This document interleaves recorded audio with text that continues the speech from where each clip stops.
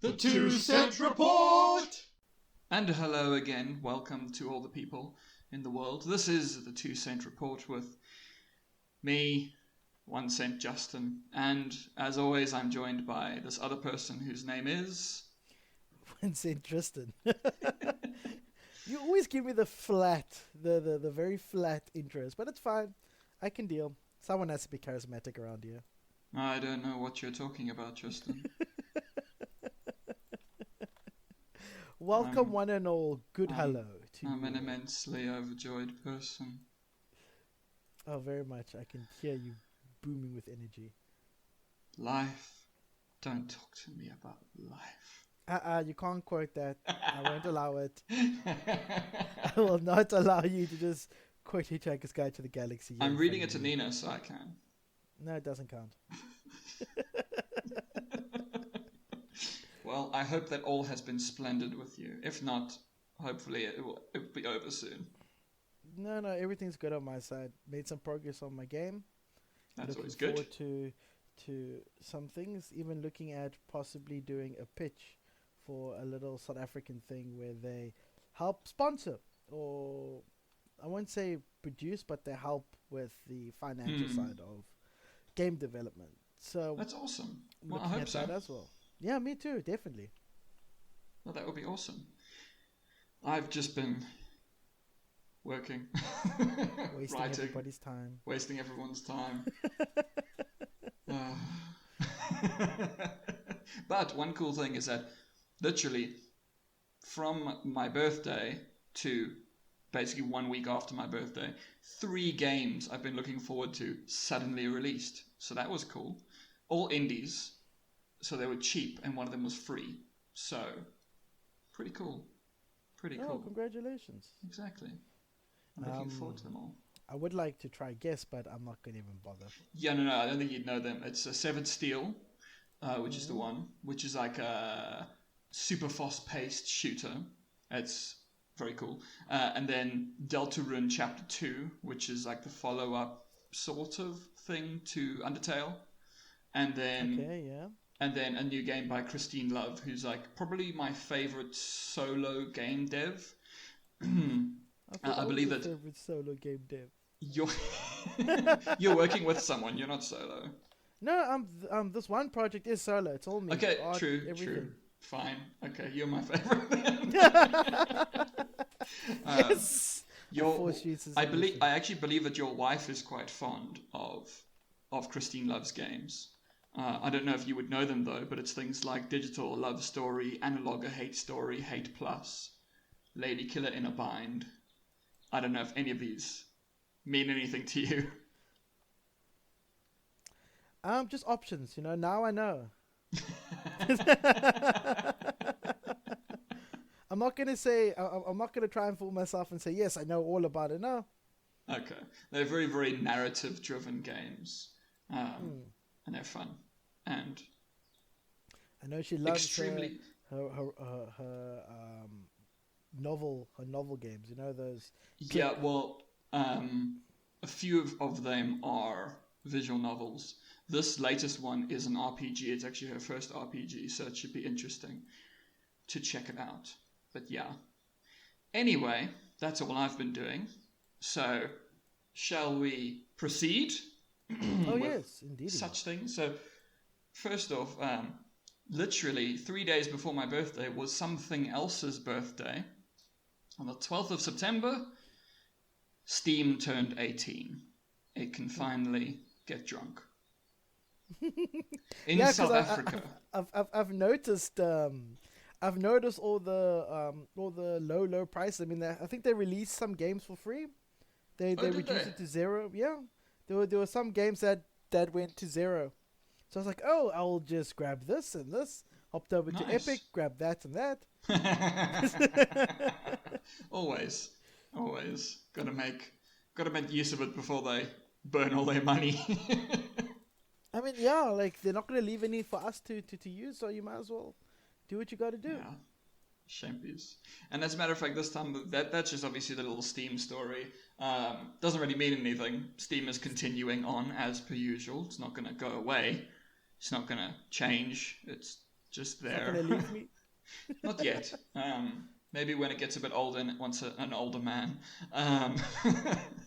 But other than that, I thought we would actually jump straight into what our other thing is on this podcast, because obviously we are the 2 Cent Report and we are also the Poverty Cast, but we are also the Acquisitions Cast. And to make up for the last time, 2 weeks ago, there were no acquisitions, I think. And this time, there have been 3 quite big acquisitions. So, not bad. Not bad. Not bad at all. Not very nice. However, a lot of the time, when you get these ones, you sort of go, yes, these were acquired. I've never heard of them. Oh, like when you first explained Tencent to me. Yes.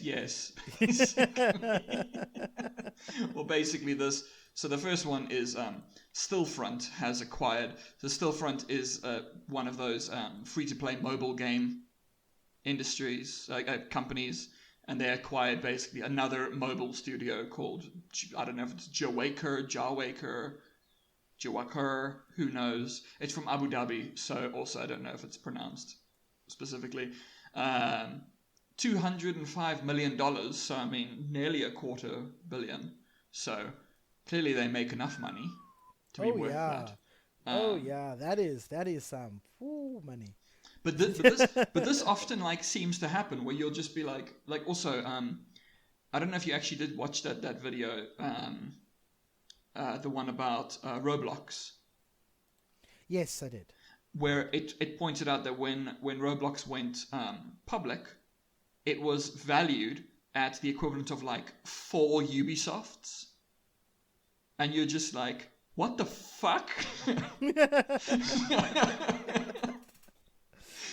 And this seems, a big game. This sometimes just seems to happen. Like I also remember back in the day where I had never heard of Jeff Bezos, and then suddenly he was the richest man in the world, and now he's everywhere. It was always Bill Gates. And then suddenly it was like, Steve Jobs, now the richest. And I was like, who the fuck is... not Steve Jobs, Jeff Bezos. And I was just like, who the fuck is Jeff Bezos? And now everyone knows the fucker. So, I guess this is the way it is. Also, I'm constantly amazed by how much these mobile game studios make. Oh, yeah, man. Like... But it's... I don't know if it's a good thing. Mainly because the more money they make, the more they don't pay their staff, and the more they actually like focus on trailers that have nothing to do with the game they're selling. Or like you get the most annoying mobile game advertisements, which is like, hey, play a mobile game. Here's a picture of Age of Empires. You know what though? Okay. You know what? There's this one. Is it the one? There's this one mobile game. I don't even know what kind of game it is, but I've seen the ads for it, and they're the most baffling fucking adverts because it's really dark shit. Like it's this like girl, she like comes and she's like making this house with this pretty garden, and then the police rock up and they take away her grandmother. But then, as like the grandmother's driving away, she changes from like looking all sad to having like a grin on her face, and then it ends. And the game, I think, is just one of those, like, it's like a Farmville kind of game. And they keep on having this weird ass shit. Like, also there's one where, like, I think, like, it goes all, like, dark and stuff because she, like, it, like, does that thing, you know, like in the beginning of Up, where it does the very fast narrative in, like, a short span. Yeah. And it's, like, the whole thing of this woman and this guy get together, they, like, love each other and everything, and then the relationship breaks apart. And then it like ends with like her sitting on like the pavement like crying. And then the advert ends and then it shows some of the gameplay and you're just like, what the fuck is happening? and then there's a sequel to that one where she looks all sad and like he's driving away, and then all of a sudden she like looks up and she grins. And then she goes on with her life, and then it ends, and you're still just like, what the fuck is happening? It's the most baffling shit that makes no sense. It's great. Yeah, no, I've seen some pretty bad things, but you know that it's that kind of stuff where you're like, did you like pay some dude to like make something for you. Like they say, I want a trailer and make it look good. And when they ask, what would you want in it? What is popular?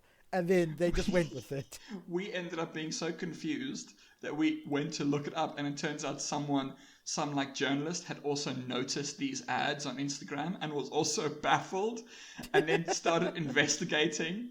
And it turns out that the marketing department and the game development market don't work together. They each just make their own shit. Exactly, so they don't actually know what product they're selling. They're just like, hey, I want something like this. Cool, we'll make it for you. And it's great. Like, no one fucking knows what's going on. It's lovely. I love it. I'm glad you love it, honestly. But anyway, but the next of the like little acquisition-y kind of things is Tinybuild. Tinybuild is also one of those. They're also like one of the little. They often do the little sort of mobile game kind of things, and they've acquired also once again a studio I've never heard of called Bad Pixel. And also I love it whenever the headlines say something like this. They're like, Tinybuild will acquire Deadside developer Bad Pixel, and I'm like, I don't know what Deadside is.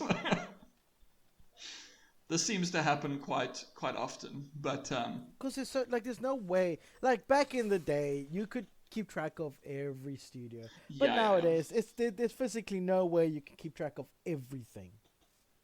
Yeah, and then suddenly a Roblox comes out and it turns out it's worth like a fucking Blizzard, and you're like, where the fuck did you come from?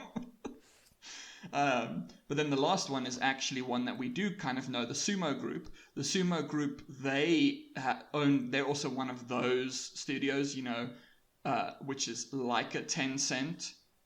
They're just a conglomerate. Yeah, however, stuffing up everything. However, here's the thing. Sumo Group is in the process of being acquired by Tencent.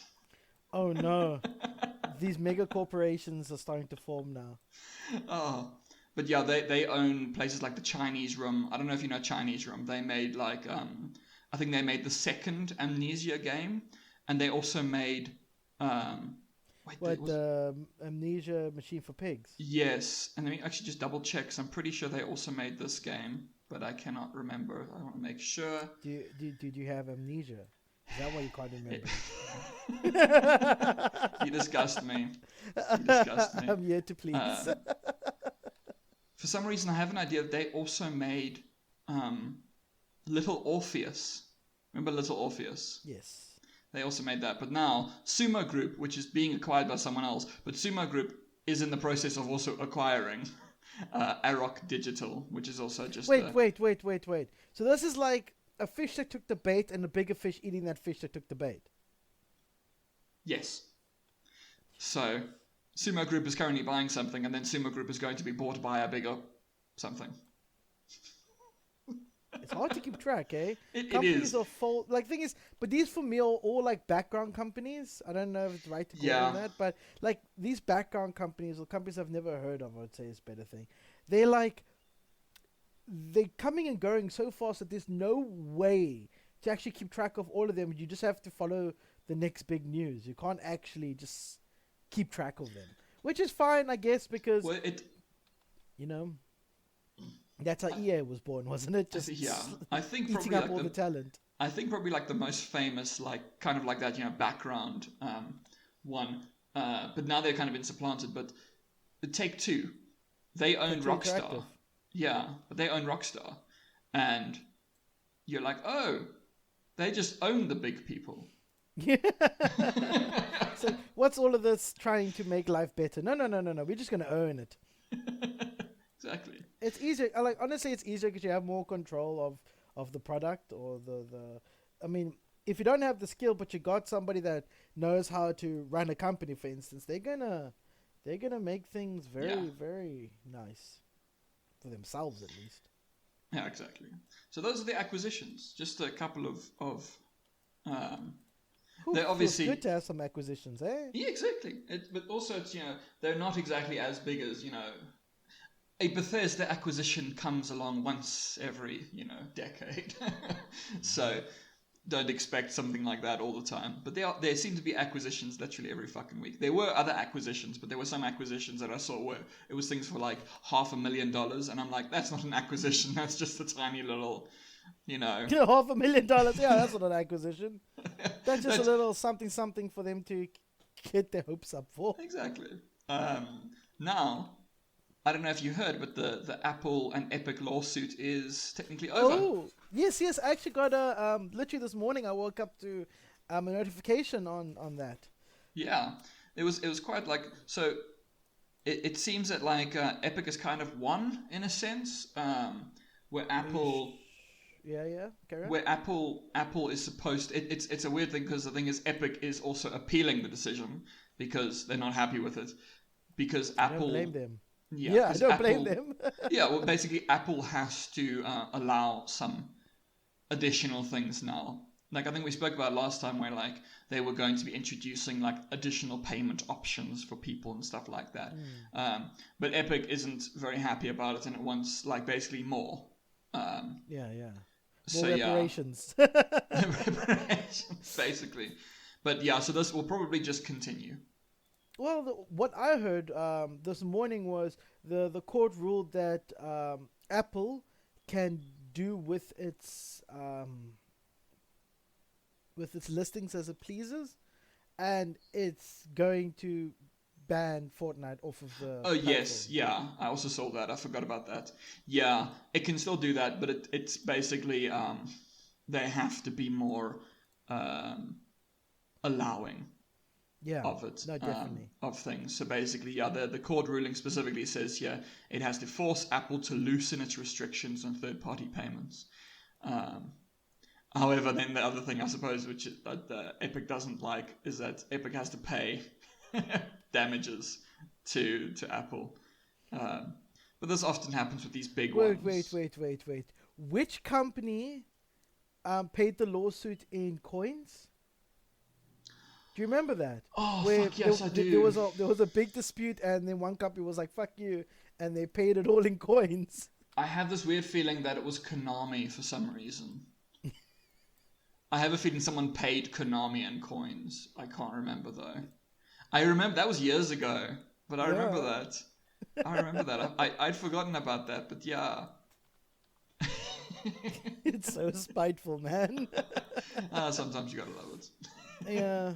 I mean, it's like Epic has to pay. I mean, like, Epic may have that Fortnite money, but they're not going to have it forever. Like, that's definitely not going to happen. They're not going to have it forever, and eventually they're going to have to make up for their losses. They're going to have to try and recoup somehow.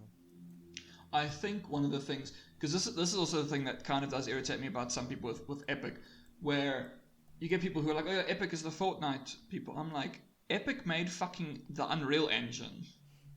You know, that's their real moneymaker. Yeah, like that isn't going anywhere. You know, I remember what was like a year or so ago, maybe 2 years. I can't remember exactly, but there was a ruling thing where Epic won an award. It was like a big, like essentially like lifetime achievement kind of award for contributions to basically the gaming technology. And when I remember seeing that, and I was like, oh yes, of course. Like, they're so Fortnite now that you forget that they are like a technical powerhouse. Oh yeah. You know, and they're also gobbling up things to improve their engine without having to call it a third party anymore. They're done with that whole third party act. They're now trying to get everything themselves, which makes it even more of a threat to anybody. However, their attempt to supplant Steam doesn't seem to be going very well. No. The thing is, the problem they're going to have with trying to beat Steam is that, Steam doesn't give for free games, but Steam is just a shop. It's like, for us South Africans, it's like ShopRite trying to beat Pick and Pay. I mean, it serves a different, like, most of the time, people will go to either or. I mean, if I had a game that was only on Epic, and I really wanted to buy it, I would buy it on Epic. I mean, if I have to, I have to. But the thing is, as long as Epic can't keep their games exclusives. They're not gonna be able to beat it. That's exactly how Sony has managed to keep in the game with regards to Xbox and just Microsoft in general, is because their exclusives are really, really good, and people know that. And if Epic doesn't have because Epic can have exclusivity for a certain time, but eventually they have to release it, or the developers want them to release it on Steam. And when that happens, they lose that profit because Steam is also big, but Steam's not hemorrhaging money as much as Epic, which means that when Steam has a sale, they go low. Yeah. So no, fuck. I remember when with money is not good. When I discovered the Steam sale. Oh. Because, well, I'm sure you can also appreciate this, being a poorer boy yourself. Growing up, you were like, you couldn't really. Well, okay, I was console, so it's a bit easier on PC, but you could only get a handful of games a year because they're expensive. So you just be like, okay, I won't get many games. And then the days of Steam and being like, oh yeah, I could just get like a couple of bucks, and then it's a Steam sale and I can buy 10 games. I'm going to be really honest with you. I never had a problem with that particularly. You see that I realized while I was saying so poor I didn't have internet to access Steam, so I had to either wait for my uncle to get the game and then by the miracle of technology somehow have it myself, or I had to go buy it. That's why I still have not a massive, not as extensive as yours, but I still have a fairly large collection of physical games that I can't play because no computer comes with a disk drive. A disk drive anymore. So I mean, like, I still have games that I can play, but back then it was off to Cash Crusaders or Cash Converters, off to and I used to.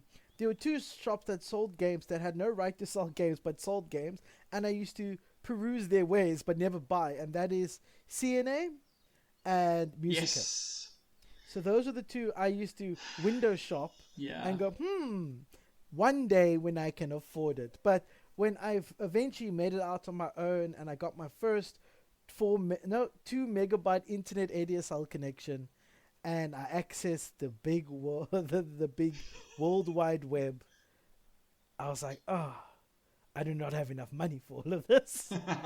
But I did with my first few paychecks, I saved up. After I built my computer, I saved up and I went on a purchasing spree.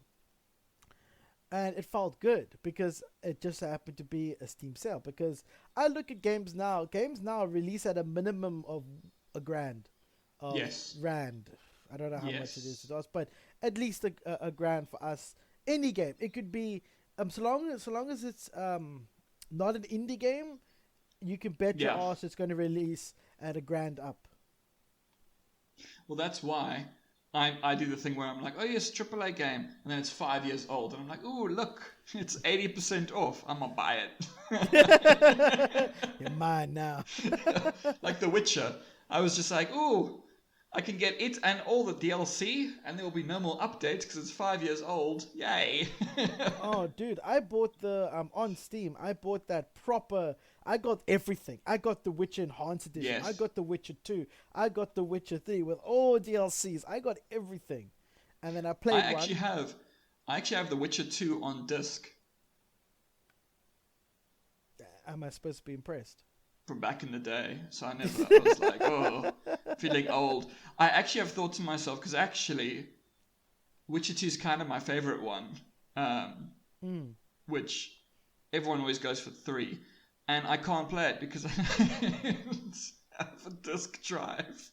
So I have thought of just buying it on Steam and replaying it. Well, I can help you out on that if need be. I just have to see how much postal services cost.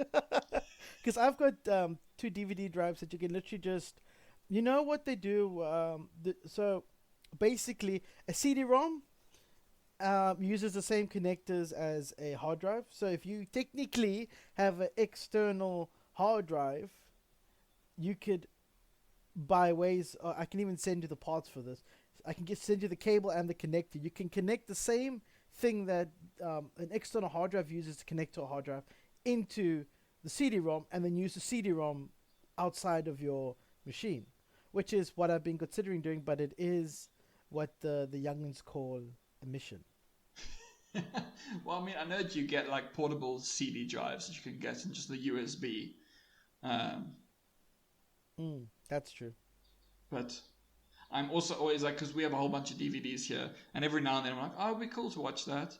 And then I forget about it for a month, and then I see it again, and I'm like, oh, it would be cool to watch that. But didn't you take all your stuff up there, including your consoles?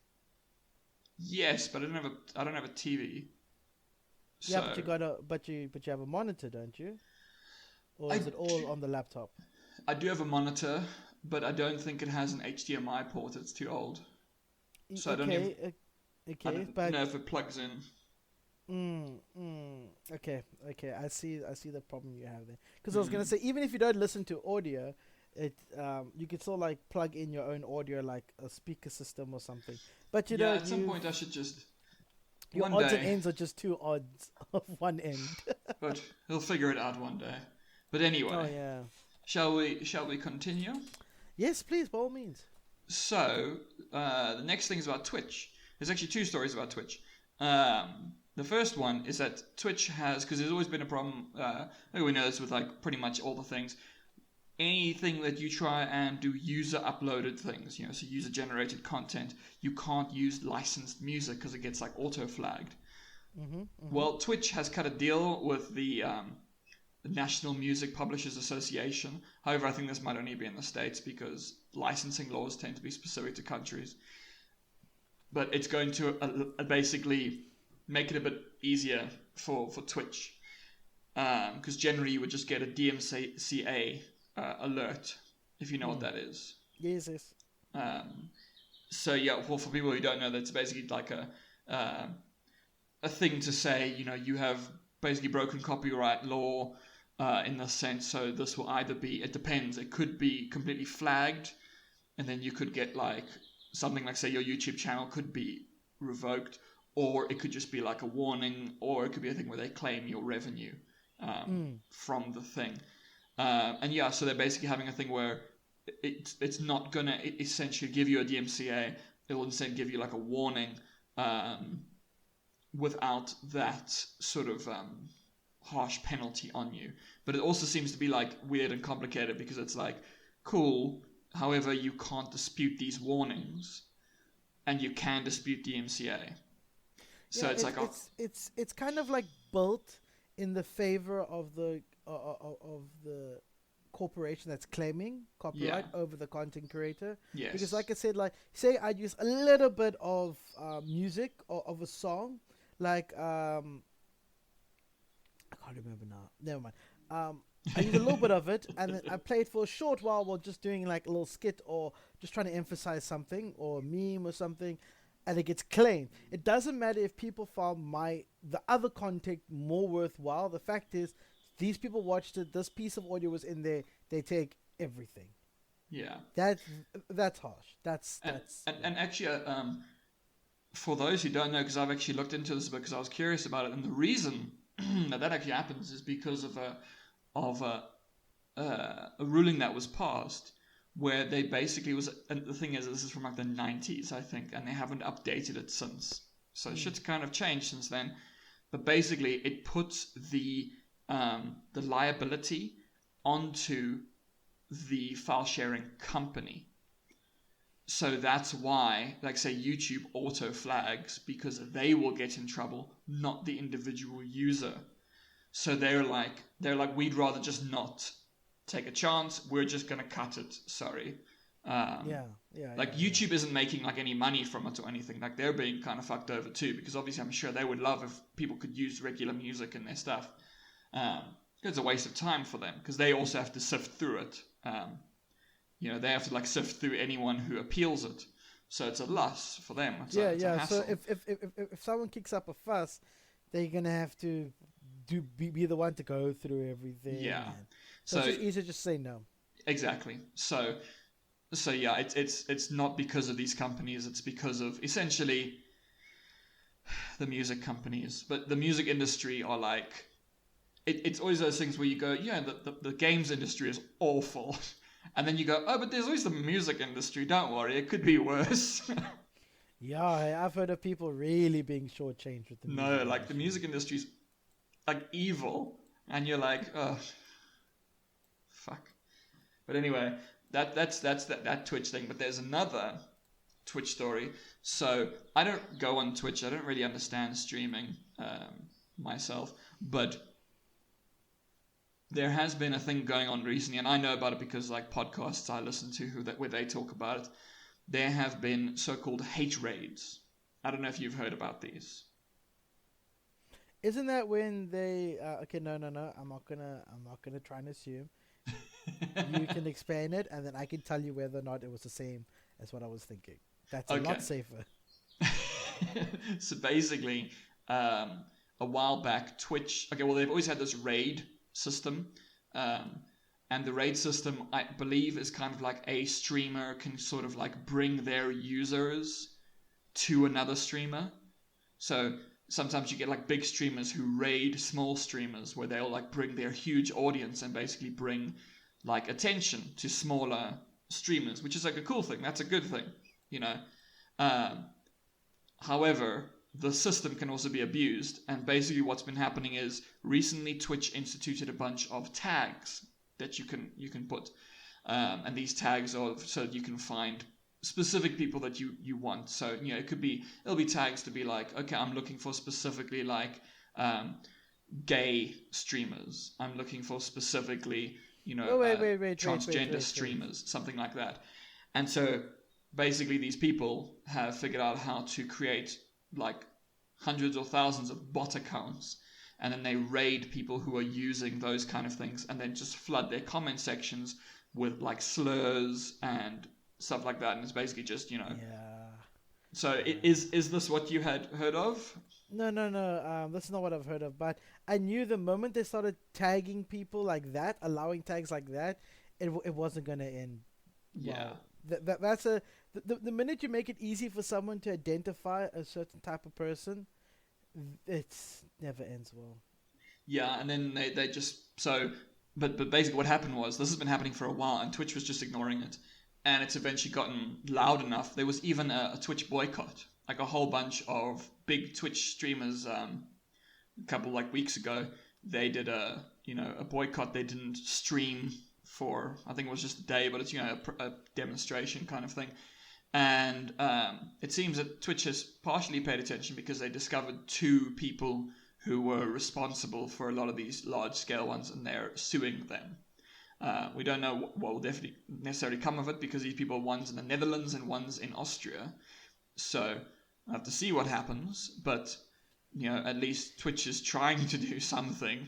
Because it's kind of shit. But okay, I mean, like this is where international law plays a huge part, because how do you police something like that? How do you honestly, like, because maybe the freedom of speech protects one person, and then you can only prosecute the other, and then it seems like the one person gets away with it because the country has slightly less strict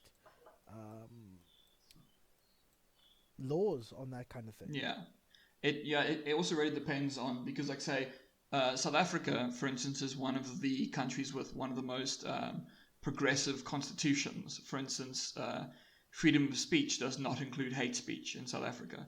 However, it does in places like United States. Here you can actually be sued for using a slur. You can't in the United States. So it's difficult, because which laws are you going to go by? It is difficult, but a lot of the time, something that is generally accepted is that freedom of speech does not include things like harassment and libel. So they might be able to do something about it, because this would be seen as harassment if you're going to be. And we also things like, say, doxing people. That is, you're opening up people to possible attack. So that might not fall under freedom of speech, but we'll have to see what happens. But yeah, that's just a small, well, I suppose not a small, but yeah, Twitch story. I don't hear much from Twitch. I don't really pay attention. But sometimes they get big enough for you to actually hear something about it.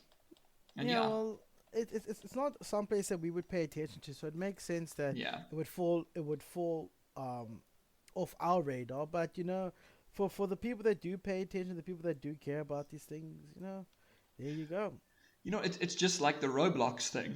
None of us gave a shit. It's not that I don't care about what's going on and the hate inside there. It's that I'm not involved in the Twitch community, so if that appeases the community, then sure, I'm all for it, because I hate that kind of stuff, whether it's in their community or in anywhere else. Yeah. Yeah, I know. But, well, there's a cat sitting here and he just yawned really big. Well done, Gandalf. Was that a good yawn? Your brother's outside trying to catch birds and stuff. Okay, just fall asleep standing. My one is passed out on a chair. Just absolutely passed out. And the other one's outside roaming the wilderness. Oh. Well done. Shall we move on? Yes. we have a return. A recurring guest. Activision-Blizzard. Oh, yes. Okay. They're back. So, some workers basically filed like a complaint. And it seems that they might have broken some federal labor laws, which is always great. And then, because remember that they're facing an investigation from the state of California. It's not like some group. This is the government that is kind of going after Activision-Blizzard. And then, basically, they were like, cool, broken federal labor laws. Okay, cool. And then a senior HR executive, he's like, cool, I'm leaving. I'm done. Is he leaving or is he bailing? He's bailing. He's fucking off. He's disappearing. There's a difference. Wait, I can't actually remember if this is the same guy. No, it wasn't. Never mind. No, it was something else.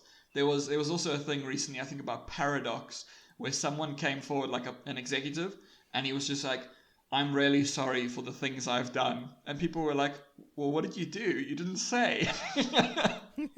Just so you know, I'm apologizing now. He's like coming out ahead of time, being like, by the way, if you hear anything, it's true. I'm sorry. Admission of guilt right there. So, not great in that sense. But yeah, and then, of course, there's going to be another investigation by another group. Let me just check what this group is called again. But yeah, another group is going to be investigating Activision-Blizzard. So it seems like they're not having the greatest time. The Securities and Exchange Commission, so they're looking at how basically Activision-Blizzard handles workplace misconduct. So that's not great. They now have the state of California, and they have another commission coming after them. And no, it's good. They need the pressure. They need that pressure, yeah. No, it's good. But then, now remember, they're like going to court over this. The state of California is like basically suing them. And then, as if, I don't know if this is probably the worst thing that could possibly happen to them right now, the guy in charge of their case, like the Activision Blizzard's like chief legal officer, was just like, cool, I'm leaving too. I know I'm your lawyer. I'm supposed to be doing this, but call me cynical, but I thought you were gonna be like, was found dead. I'd be like, oh, you see, there it is. There it is. Oh, I mean, that would also be fun. But yeah, no, so, shame. Their like chief legal guy was just like, so we've got like a bunch of people suing us and like investigating us, and our employees are like doing protests and stuff. Well, they're trying to bury it underneath money, and it's not something you can bury. Yeah. And I personally think that this is great, because all these people that are bailing out realize, because most of the time, what people don't realize is that these kind of instances happen because maybe the guy doesn't want to get involved anymore, because maybe they were involved and they realize they can slip out before anything hectic hits, or they've been trying to preach and save this company for years to realize that it's not worth it anymore. It's all come crashing down. Time to pack up and leave. Yeah, I've got other shit to do, man. I'm gonna go. I'm sure you guys will do well. You can find another chief legal officer. Give him my best wishes. Bye. I'm a go. So yeah, that's currently the situation in Activision-Blizzard. Not going very well for them. And then there was that story, I think we spoke about it last time, but there was a story that they removed their company logo from the cover box for the new Call of Duty. And you're like, oh, when someone is willingly taking their company's logo off something, being like, we didn't make this. No. They are fully aware that what they've done. I'm hundreds and hundreds % sure that these guys know what they've done. They're fully aware of what they did. And there's no going back on it because honestly,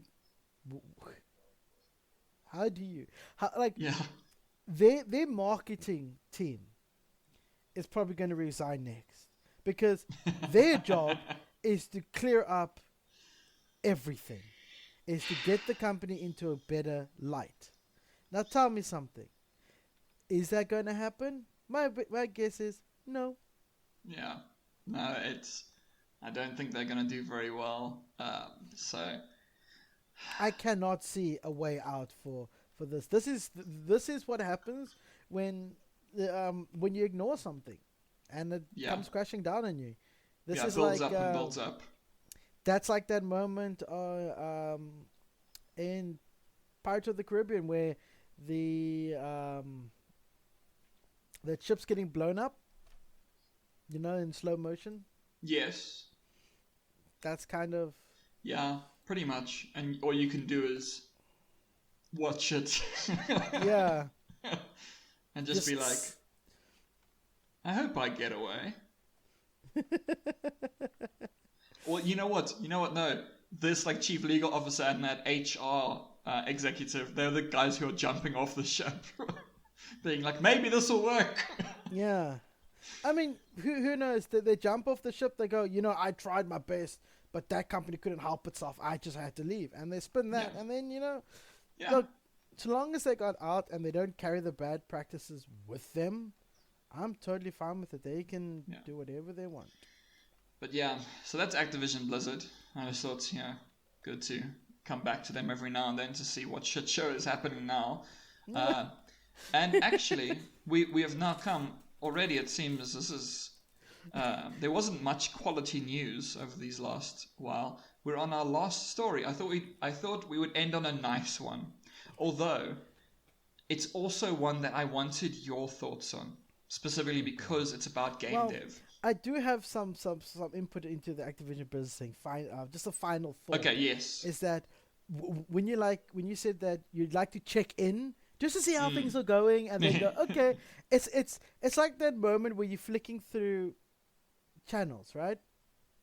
And then you hit you hit MTV, for instance, and there's something where people are locked up in a house together for some random reason, and everything's just going crazy. People are shouting, someone's crying in the background, and you're like, oh, okay, and you just keep on flicking through the channels. That's how I feel about all of this. You just go past and there's people screaming on the floor and rolling around, and you're just like, same as earlier. Yeah, nothing's changed. Good. I checked in. Okay, what else is on? Shame. Well, the next thing that is on, positive story. This is quite cool, but it's a game dev thing. So I wanted your thoughts on it specifically, also because of something you said before to me, on the podcast, I don't remember when, about how game development companies can fuck you over. So I wanted to know what you think about this and if there's a possibility for abuse here as well. First off, do you know the game Necrodancer? Maybe. I'm going to say maybe because I think it has come to my attention once or twice. Yeah, it's kind of like a dungeon crawly type thing, but you have to go with the beat. Yes, okay. Yes. I know this, and it's like blocks that yes. Everything moves according to that beat, Yes. and you need to go through it and then still avoid stuff. Yes. Yes. I am aware. Okay, cool. So that dev, they're called Brace Yourself. I didn't know what they were called. I just knew the game. They have implemented a new program called Free Choice Fridays. And on Friday, basically 20% of the paid work time is designated for employees to do their own thing. Personal projects, whatever they want to do. There's no checking up on them to see if they're doing whatever. A lot of them, it says, yeah, people use it to basically, some people are honing skills in areas like programming, animation, illustration. Some people are like working on their own prototypes for games. And some of them are actually working on like giving basically talks to other devs. And yeah, it's basically you're still getting paid for this time.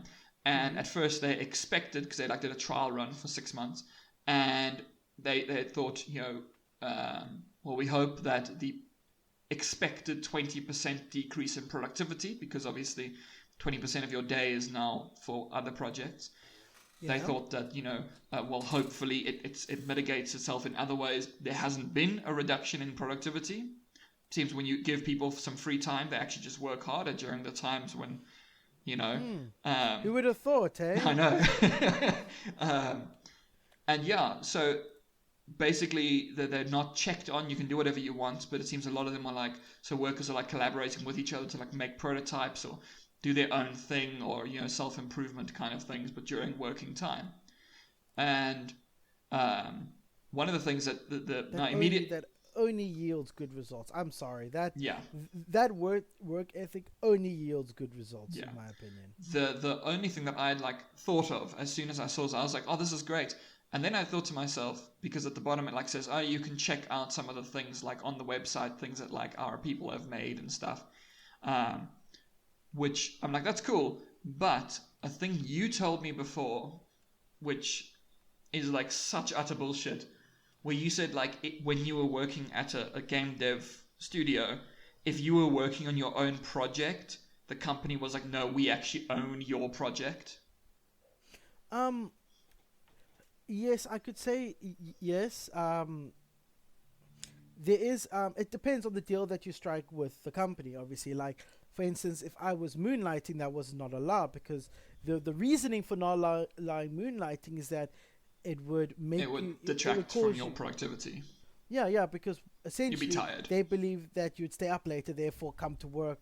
You would mess up your work times and make it tired and blah, blah, blah, blah. There are companies that, now the whole thing with them taking your IP is if they can prove that you use the skill that you acquired at that company. So say I didn't know a damn thing about making chests, and then I went to this company and I ended up making chests for them, and it's pure my experience, but they had somebody show me how they make chests. And then I go on to make a game about chests that use the same chest system or a similar chest system to the one that I was taught in the company. Then they could claim that I used their technology and their methods for that game, and therefore either own the game themselves, take it away from me, or take a large chunk of the revenue from it. So it's either or, but that's between the company and the person. Like I was sat down and told that and explained that, and then in the contract, man, I still need to go through that contract again. It's thick. Something like that did exist. But if the company doesn't have that in there and they're allowing their people to work on their own things, then that's safe. Then that's perfect. Yeah. Because if the company is willingly allowing these people to take the time off and do it, then there must be some kind of clause or some kind of prevention that stops the company from claiming that IP that these people are working on. Yeah, I hope so, because otherwise I see nothing wrong with this. That's literally my only thing because also what you said can be generalized, because if like I were to say, so you're working at my company, you're an animator for me, I could say, well, technically speaking, whenever you're working, you are getting more experienced at the thing you're doing. So if you were to use animation in your own project, you learn some of those skills working for me. Yes, and that's exactly what was put forward to moonlighting and working on your own stuff, which is it's all fine and well. Okay, you want to be very overly protective of your stuff or your methods. Fine, that was fine to me. It made sense. I mean, it doesn't make a lot of sense, but it's your call. You decide that you don't want me to touch to make my own game or moonlight. That's fine. You've explained your reasoning. I did sign the contract. That's cool. But here's where nepotism sets in, because my manager at the time, well, when I started, my manager ended up leaving the company to pursue his own. No, he didn't end up leaving. There was a thing where he couldn't. He was supposed to come into the office regularly, and he kept on missing coming into the office. And because of nepotism, normally it stipulates if you get these kind of things, you go into warnings. If you get 3 warnings, the company is allowed to fire you. He got his warnings, but he wasn't fired. He was just allowed to work from home. Like, no change. Like, literally, it wasn't like, okay, well, you're going to get a pay cut. No, he was allowed to work from home. And in that time, he was also granted, so he did bad, and there was no controlling him, so it was obviously decided that he was to work from home. And then he started moonlighting, and he wasn't just allowed to work from home, he was allowed to do his own projects and moonlight. And he was, there was no repercussions for him doing it. So being told you need to show up to work on time, he didn't. He got off. He got allowed to work on his own projects and work from home and be a manager from home. So so what that means is that while I'm there in the mornings and working on the floor with my team, he can manage from home, just give a call.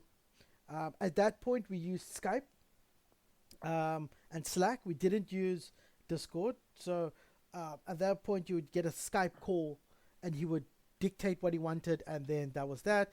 And then he went to work on his own projects, went to work on his own things. And so that kind of thing, I would say, kind of destroys it, because if it's, for me, it was in my contract. Everybody apparently signed the same contract, and I couldn't moonlight or work on my own projects. But with this guy, obviously, he was allowed to do whatever he wanted because the boss couldn't control him, but the boss also couldn't fire him.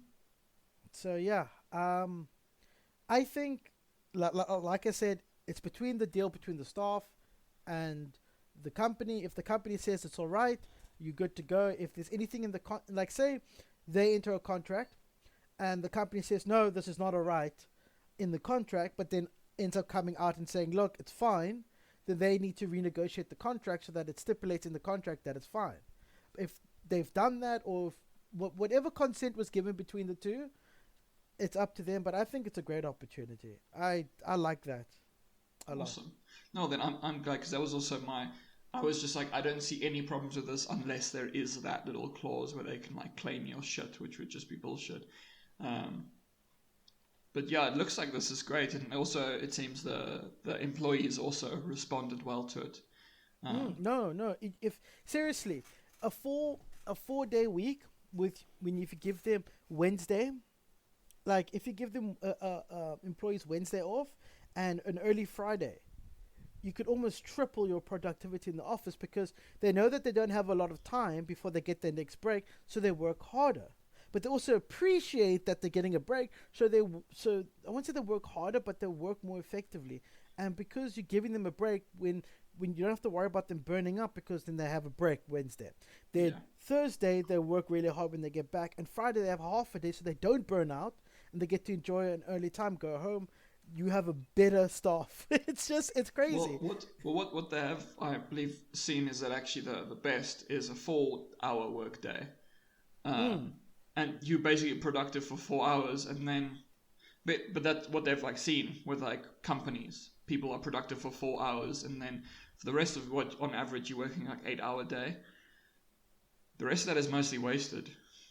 So yeah, because most of the time a person works the best as soon as they get into the office. Yeah. After they have their wake up chat, and if they have coffee or tea or water, whatever, then they work really hard. Once you get over lunchtime, now the problem with people that don't understand this is that when someone eats lunch, they immediately become so because their body is focused on processing the food, making them tired. Doesn't matter if they have a big lunch or a small lunch, you're still restoring your energy. Anything after that falls into what I like to refer to as a light burnout, where their body's occupied on processing the food, and you generally like to relax when you process food. So you have two options: force yourself to work through until the end of the day, which is that little bit of stress now that's building up because of the light burnout, or just drag your feet until you get the energy, or it's the end of the day. So the half of the day is wasted. You might as well just chuck it in the bin. No, I agree. Like, you work your hardest for a couple of hours, and then really you're productive. You're extremely productive for a few hours. I'd rather have a few hours of productivity than a long, drawn out, not as productive time. But fully agree. But could not agree more. So this is an awesome thing, and I would love if more companies did stuff like this.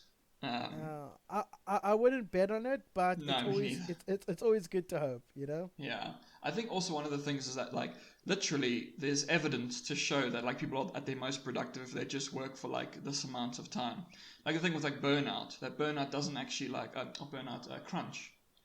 Yeah. It doesn't actually increase productivity of the people. You're forcing them to work through burnout. They would... It actually decreases because they keep on making mistakes, which means that you have to constantly go back. Yeah. And fix so if you would rather just have actual good planning rather than...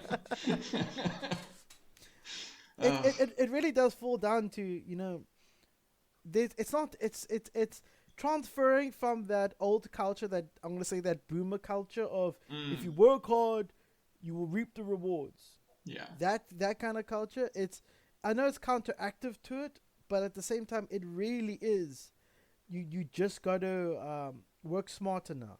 Nobody wants you to work 8 hours a day and then you want to come up to them, oh yeah, well, I worked for a full week and this and this. Because I know some cases people get paid wages. So I worked for a full week and I worked overtime. You must pay me more. No. It will get you more money in the short of it. But if you really want to work hard and grind for your money, you know, do something else. Do freaking internet transcriptions. That's real grinding. I think one of the only shitty things is, like, say, shops where you can't have a productive time. The shop has to be open for a certain number of hours, and like a cashier, they don't really have a productive time. They just have to sit there for 8 hours, and exactly, which is shit. But you know, 'tis the way. But yeah, I think that's it. Yeah, no, that should be it. Right. Yeah, that was quite a nice little bit of news. I hope everybody listening has enjoyed it with us. Hopefully. If not, fuck you. I don't condone that. That's too much effort.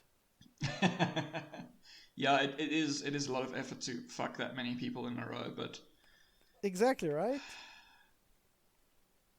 We can give it a try. We can tag team it. No, that's all on you. I'll give you that job. I'm happily married. Thank you very much. Sounds good to me. All right. Well then, do you have anything to plug, or at present still not? No. Plodding away on things that will eventually come out. Yeah, I'm just doing what I gotta do to make my game come in. I still don't have much to say about it just yet, mainly because it's a very interesting type of game that I'm going for, and I really don't want there to be any kind of issues later on in when I start developing it, especially considering, you know, I voice a great idea out on the internet, and next thing you know, I do not have a great idea anymore because someone else who has the funds, who has the means, has raced ahead with my idea, and because I don't have a copyrighted, and I kind of want to keep it quiet until I am safe, legally safe, Yeah. and start producing content for it. No, well, all cool. Well then, I think that is everything. My only things is I've got a video coming out on the 28th, I believe, and that will Getting be later and later, eh? No, it's always been the 28th. Wasn't it the 25th?